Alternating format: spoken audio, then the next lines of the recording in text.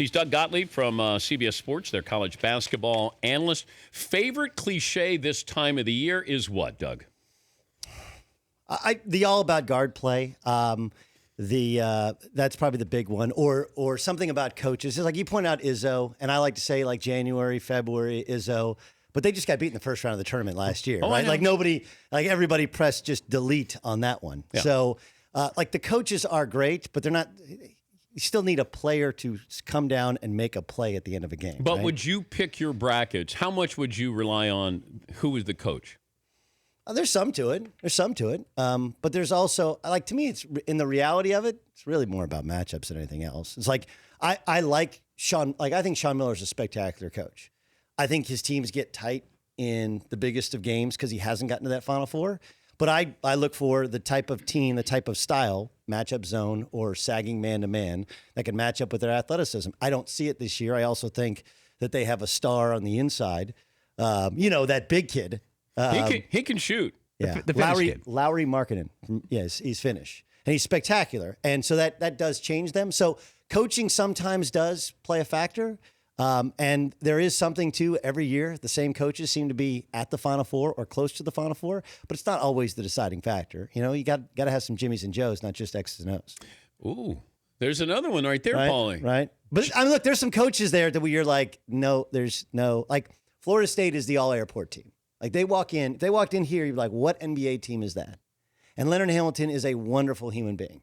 I have zero faith that team would get to the Final Four. And talent-wise, they should be in consideration. Whatever it is between the style of play, the talent that they have, there's some sort of disconnect there to which, and they should have, when VCU went to the Final Four, they were the better team. They were a shot away. They probably should have been there. So maybe I'm holding that against him, but I watched them play over the weekend. It did reaffirm my feelings that a coach like that, there's a limitation there. I think people make the mistake of saying, oh, this is wide open. There are so many teams who could win the national title. And my point is, how many can win 6 in a row? That's the difference. Yes, I think there's a bunch of teams that could theoretically get to the Final Four. Get to the Final Four. But you have to still win 2 more after that. Right, like it's a weird year. Like here's a perfect example. Like Butler loses to Indiana State. Right, Butler loses at home to Georgetown. Butler swept Villanova this year. Like it's that kind of year. Like Kansas lost at home to Iowa State. Like it's a weird year. But it's not so weird that if you pick Duke, you're not crazy. Duke to me this year is like USC in football this year, where everybody knew if they got it together, if they figured it out, that they probably have the best players to go along with a historically good coach. And Jason Tatum is the Sam Darnold of college basketball. Phil Jackson supposedly is, hey, we got to do whatever it takes to get Jason Tatum. There's other really good players, and it is a deeper draft, but Tatum is that good. And, Grayson Allen, who everybody loves to hate, super talented, when they came from behind at the end and beat Notre Dame in the AC, he wasn't on the floor. Oh, I know. Like, they're actually better without him at times. So it's not crazy to pick Duke, and Duke becomes the most polarizing team. It's everybody's national celebration is Selection Sunday and when Duke loses in the NCAA tournament. Would this be the most obnoxious Duke national championship team? Ooh, most obnoxious. Well, I mean, Christian Laettner and Bobby Hurley. I don't know. I mean, and then Christian Laettner running away with people's money afterwards only reaffirms everything you thought about Christian Laettner. Wait a minute. Ran away with other people's money? Yeah, he's being sued right now for some of the business practices. But that I'm saying like 20 years later, I still hate Christian Laettner. I was thinking he took his teammates' money. No. Okay. No. Well, it would be up there. It would be up there. But like, look, they had. I guess because of the Grayson Allen thing, it would. The truth is that, like Luke Kennard, dude, that's a fun player to watch play. Jason Tatum's a fun player to watch play. The Harry Giles thing is interesting. Like, here's a kid, top 5 high school American, has 2 knee surgeries, so he doesn't play for a couple years, and it's been hard to watch him considering what he was before injury. But he's slowly but surely coming along, and he's shown some strides. Like, I kind of root for Harry Giles. So I don't know. To me, I disconnect from the emotion of trying to hate Duke. I like the kids. I want to see them grow and evolve, and I do think that social media has made it worse. Although Grayson Allen has allowed us to pile on with some of the nonsense that he's done. If I said to Coach K privately, do you want Grayson Allen to stay one more year or go? Ooh, that's a great question. I would say he'd probably want him to stay. This has been a very, very difficult year for him. And the immaturity he's shown in the fits, the hissy fits on and off the court, I think he'd probably say he'd want him to stay. I'm watching Duke play against North Carolina. What was interesting is that we focus on Kennard and Grayson Allen. Mm-hmm. And you mentioned Tatum brings them back, but it's still the focus is on Grayson Allen and Kennard, who did play better in the second half, and Grayson Allen had quite a few threes. Tremendous. Tatum's best player on the floor. Yes. But remember when Grayson Allen was up for Player of the Year to start the year, and I went, he's not the best player on his own team. Well, he's not even the best white kid on his own team, right? He's not even like Luke Kennard. Kennard is a better player. That's hard. But again, that's one of those things to which at some point we have to put yourself in Grayson Allen's body, right? Like as a freshman, you sat, you got in, you played, you started national championship, and you win it. Last year, it's your team. This year, you're like, all right, I'm coming back. It's my team. We got these young guys. And then all of a sudden, like Luke Kennard, you're like, Luke Kennard's better than me? Luke Kennard's getting more attention. He's getting more love. He's moving up the draft boards. Like, I'd love to say that I would have the maturity at 21 that I supposedly have at 41. But I wouldn't. I would be pissed too. And I would struggle when everybody's calling me a thug and a bat. Like, so I don't know if I would handle it like him, but I do understand some of emotionally what he's going through. We'll come back with Doug. We'll look at conspiracy theories here. We'll look at the tournament. I can prove to you why there is no conspiracy theory. Okay? And I can prove to you why the narrative that the mid-majors are getting shafted in this thing are incorrect. There you go. Doug providing a tease here on the Dan Patrick Show after this. You know, I read something on the internet, Paulie, about Doug. Really? That Doug is leaving CBS. No. Yes. Yeah, that's what I read. Is that real news or is that fake news? I think it might be real news that Doug is leaving and going to Fox. Sources close to me tell me, but Doug's not allowed to talk about anything. Is it a no comment? That's a no comment. Okay. Well, all right. So you teased a couple of items before we went to break here. The mid-majors did not get job this year. No. That's because we've forgotten who the mid-majors are, right? Like Gonzaga used to be a mid-major. Right, or VCU. Wichita State. Wichita State and Dayton. Heck, you know, Butler. Like, look, Butler is in the Big East, which is kind of somewhere in between. Here's the problem with mid-major, okay? The Southern Conference, which Davidson was once in, like that's a low major league. Okay? Nobody wants to be called mid-major because outside of high major, everybody's not mid-major. There's low major, and there's actually super low major. Like the SWAC is not really Division I basketball. So when you start there and you work your way up, there's still plenty of mid-majors, non-high majors, non-Power 5 elites. And so if you look, I mean, kind of look through the bracket here, and you start to see that Butler gets in as a 4 seed. Now, part of that is their success, and they're, again, like a quasi-low-high major, if you will. But they don't have the budget of Indiana and Purdue. They don't have the reach of that. They don't have the practice gym, the facilities. They're in a very good league. They beat Villanova twice, but they're still kind of Butler. They're still kind of recruiting from a little bit better pool than they were when they were in the Horizon League, which is a low major. So again, look through it, and I think the reality of it is whether it's SMU, who was a mid-major, who was an incredible. They're basically Virginia defensively. They're incredible defensively. Whether it's SMU or Providence or Marquette, like nobody wants to be called mid-major. But are they mid-majors? The old definition of mid-majors which is what to you?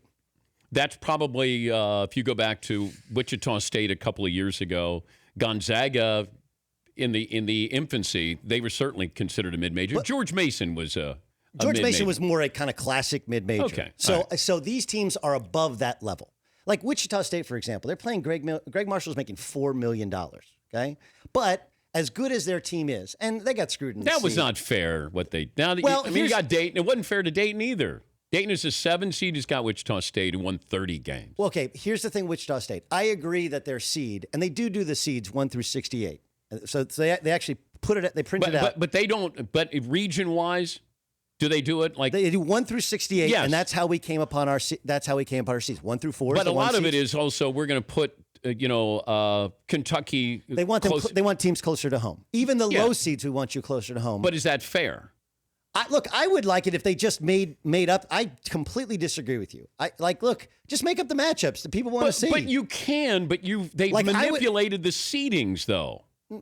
like one seed line here or there, because they have rules. They want to keep it close to home. You don't play a conference foe or a rematch. Does everybody know all of this? Yes. The coaches all know this? Yeah. Do the coaches know exactly what the committee is looking for? No, because But why not? Because you can't. Why? It feels like they change the rules every year, Doug. Here's why. There's 10 people. Okay, and they say like, look, strength of schedule, now the conference changed the schedule, Wins on the RPI, road. KenPom, all that stuff. End of the day, you have a list of teams. There's 10. You got to pick 5. Okay, you can take whatever factor you want. You can say, I don't like that guy. I saw, we do the eye test. The eye test is basically, I saw a team, like if you saw Syracuse play against Georgia Tech in their last regular season game, you'd be like, that's a tournament team. Or St. John's. If you saw them St. John's, they give you by 33 points in their home floor. You're just in your mind, like they lost to Boston College. That's the worst ACC team I have ever seen, and they're better this year than they were last year. You can't lose to Boston College. But if you saw them against Georgia Tech, you saw them to come back against Duke. It's when did you see them? Would you put in somebody in because of what you think they'll do, or because of what they've done? If one is the deciding factor. No, look. Last year I sat on that desk and I said they don't belong in, but they're going to beat Dayton. And they probably would have won a game or two this year. At some point, it should it's what are we trying to find? Are we trying to find the best teams? Or are we trying to find the teams that earned it? My thing with Syracuse is this year: 2-11 on the road, and both those 2 wins were against teams that didn't make the tournament, Clemson and North Carolina State, and they were miracles that they even won those games. Who you are on the road is really who you are. Didn't beat anybody in the non-conference. Didn't beat anybody who of any substance in the non-conference. But how do you? I want to know. So and then I saw them against Miami, the last game in the ACC tournament, and I wanted to see something. I wanted to see guys diving on the floor, guys dying to win the game. Right? I want to win this game. They win that game in the NCAA tournament. I just didn't see it. So I'm like, fine. But Doug, if it comes down to, I want to know what you did, or I want to know, I'm going to project how well we think you'll do in the tournament, because we've seen teams. This happens in all sports. You can't project. I know, but. You have to, because we project if you have an injury, like Oregon. Yeah. Oregon gets a big injury. Yes. That affects Chris Boucher, their center, but out for the that year. affects them. So you're factoring in what you think they'll do because they just lost their best big man. It's fair, except for how can I know what Syracuse is going to do? Right? Syracuse is like, oh, well, they beat Duke. Yeah, but they lost 5 of their last 7 games of the season. Like, okay, but they don't deserve to get in. Okay, but so what? They didn't do anything, but we've seen teams that do well. Even your seeding, Duke. I mean. What more do you want out of Duke to end the year? There's just no way for you to determine what I think a team is going to do. Michigan State last year won the Big Ten tournament, number 2 seed. They take a dump and lose to Middle Tennessee State. Is that the official title? That's official. Yeah, that would be the official title. I think it's a really hard thing. Anyway, the thing is, do they have all these metrics? They do. But at the end of the day, do the metrics matter as much as I saw this team and I'm convinced? It's like look, I think the Big East got the benefit of the fact that early in the season, Creighton was legit and Xavier was really good, and Butler has some big here's wins. Creighton not fully assembled. No. You lose one of the best point guards in the country. And it's the easiest pick in the world to say they're going to lose in the first round of the tournament. And then Marquette only beats Creighton and Xavier when they're completely depleted. And so Marquette ends up getting those wins over Creighton and Xavier at the end of the year. Providence, same thing, and that's how they got to the tournament. It's a really hard thing to measure. Okay, now that you're going to Fox, you can say whatever you want because CBS has got no control over you. Should Georgetown hire Patrick Ewing? I don't believe so. Should John Thompson III be fired? I think he's got to go. All right. I do. What did you think of the Bob Knight interview? I thought it was sad. I thought it was really, really sad. I understand. I can understand where he's coming from. Where you have something that you invested in, you loved, that was so great that you feel like it was taken from you. Mm-hmm. But I say this all the time. When you're a child, you point out. It's them, it's them, it's them. When you're an adult, you point in. You go, you know what? Some of that was on me. I've made a lot of mistakes in my life, and there are people who have screwed me over. But at the end of the day, I have to take some accountability to it. He still doesn't take any accountability towards what took place. And I don't think he really wished, I actually do think he really wished death upon people. I just thought it was sad because he was a magnificent basketball coach. Like my dad, who passed away, has notes upon notes. He used to do these clinics when he was at Army. And coaches would come from miles around, get in the car. Same thing at Indiana. Like he is an iconic basketball coach. He coached the last undefeated team in the history of college basketball. But our lasting memory of him is going to be, one, the disaster that was his run at ESPN and to his radio interview with you. And you're a friend to Coach Knight. Like, you respect Coach Knight. He did that to himself. Yeah. He didn't have to. Couple of expressions that bother us. Score the basketball. What else do you score? Score the ball. Like, he really scores the ball. We got to make shots. I hate that. We got to make shots. Yeah. You know what we got to do? Got to make shots. Pick and pop. Pick and pop? Yeah. Why don't you like pick and pop? You would have been a pick and nowadays in college basketball. You would have been a pick and pop four. Does everybody know pick and pop? Apparently not. Yes. So I don't know if you can keep using an expression if they don't know what it is. Well, that's the challenge to being a really good broadcaster. Is give me I'll tweet something to you. I'll show you. There's twisting a ball screen. It's a technique that people use. Sounds painful. It does. Twisting a ball screen. Paulie, that happened to you, didn't it? Yeah, I had to turn my head and cough. Yeah. But again, if you do it if you say that in a game and you're a really good broadcaster, you work with your producer, your director, and you get the video to match up to it, you're like, can I prove to you there's no conspiracy What theory? are you, like a Seinfeld character there? No, that's Coming to America. Oh, I thought you sounded try like... the soup. Try the soup. Oh, okay. Right. Can I prove to you there's no conspiracy theory? Okay. Okay, so the tournament is 80% owned by Turner Sports, right? True TV has the first four this coming Tuesday and Wednesday.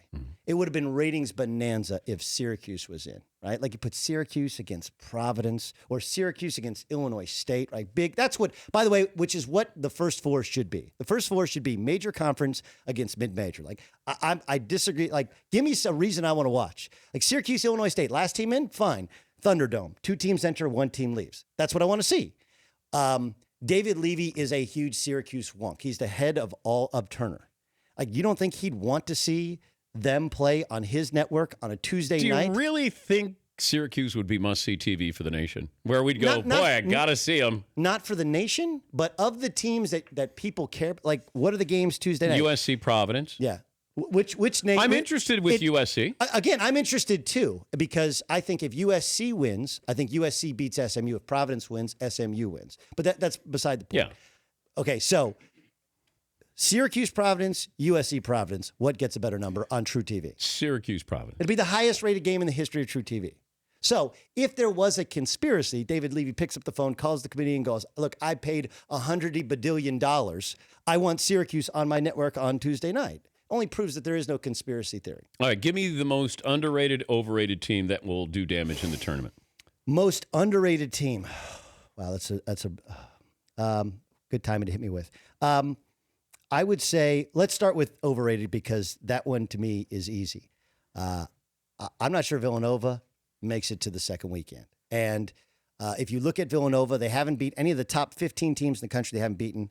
They're running in on fumes a little bit. And if Wisconsin can survive Virginia Tech, remember Wisconsin upset Xavier last year in the tournament. Really good Xavier. We're going to get credit for this hot take here. Yeah. I could see Wisconsin, who has underachieved throughout the regular season, and I think they're underseeded as an 8 seed.